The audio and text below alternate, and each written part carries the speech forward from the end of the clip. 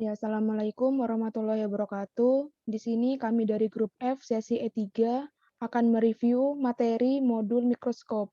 Sebelumnya saya akan memperkenalkan diri. Yang pertama, saya sendiri Vina Wiranita Ramadhani, NPM 217, dan partner saya. Perkenalkan, nama saya Muhammad Dafa Putra Alansyah, NPM 218. Dan saya Muhammad Aufalidat, NPM 219.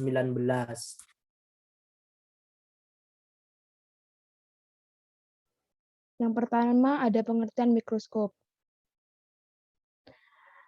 Mikroskop adalah suatu alat yang berguna untuk memberikan bayangan yang diperbesar dari benda-benda yang terlalu kecil untuk dilihat dengan mata telanjang, di mana mikroskop yang tersedia memungkinkan jangkauan perbesaran yang luas dari beberapa kali hingga ribuan kali. Yang kedua ada prinsip kerja mikroskop. Prinsip kerja dari mikroskop itu adalah memantulkan cahaya melalui cermin, lalu diteruskan hingga lensa objektif, di mana di lensa objektif itu bayangan yang dihasilkan adalah maya tegak diperbesar. Lalu bayangan kemudian diteruskan ke bagian lensa okuler dan menghasilkan bayangan tegak maya diperbesar sehingga dapat dilihat oleh pengamat.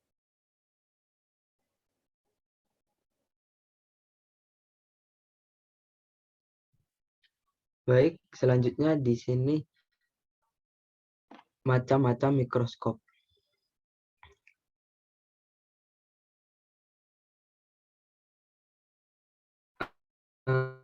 Mikroskop ada 4.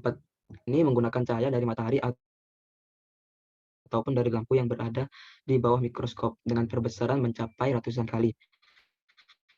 Yang kedua, mikroskop stereo.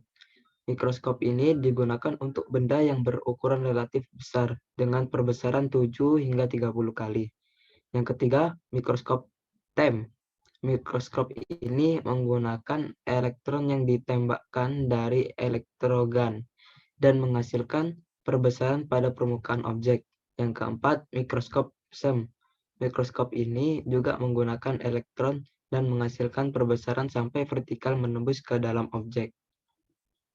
Selanjutnya, bagian-bagian mikroskop. Baik, di sini terdapat gambar di mana menunjukkan bagian dari mikroskop. Yang A adalah lensa okuler, yang B tabung mikroskop, yang C revolver, yang D lensa objektif perbesaran lemah, yang E lensa objektif perbesaran kuat, yang F meja mikroskop, G itu klip, H kaki mikroskop, I cermin, J diafragma, K lengan mikroskop atau pegangan, L pemutar halus, M pemutar kasar. Selanjutnya yakni tentang aplikasi mikroskop. Nah, mikroskop sendiri itu di dunia industri itu punya banyak aplikasi. Salah satunya mikroskop optik banyak digunakan dalam karakterisasi cepat untuk analisis penyakit, pemantauan kualitas makanan real time, dan deteksi langsung dari struktur semikonduktor. Pengembangan pencitraan teknik juga menyediakan alat untuk memperluas manusia sebagai pengamatan kita terhadap dunia ini adalah dasar dari eksplorasi dan pemahaman kita.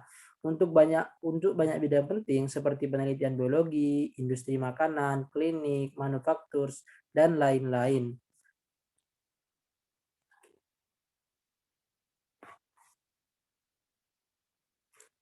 Selanjutnya yakni tentang bahan-bahan yang dipakai dalam percobaan ini, yakni ada 8 bahan. Yang pertama yakni yeast atau khamir, yang kedua adalah tepung beras, yang ketiga adalah air got atau air comberan, yang keempat adalah jagung, yang kelima adalah kapas, yang keenam adalah kapur, dan yang terakhir atau yang ke-8 yakni bawang merah. Nah, di sini sebelum kita melakukan percobaan, ada beberapa langkah yang perlu disiapkan dalam preparatnya.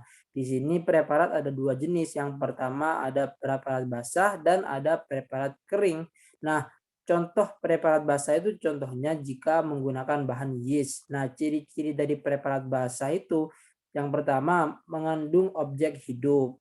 Terus yang kedua itu tidak bisa dipakai berkali-kali. Nah, sementara yang preparat kering di sini contohnya tuh bawang merah, sementara ciri-cirinya yakni yang pertama bisa diawetkan, yang kedua yakni pengamatan bisa dilakukan berkali-kali. Nah, kenapa waktu di lab tidak memakai minyak imersi?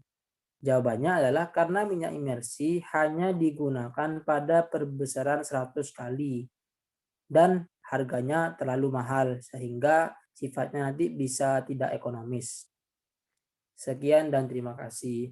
Itulah presentasi dari kelompok F sesi E3 dari kami. Kurang lebihnya mohon maaf. Wassalamualaikum warahmatullahi wabarakatuh.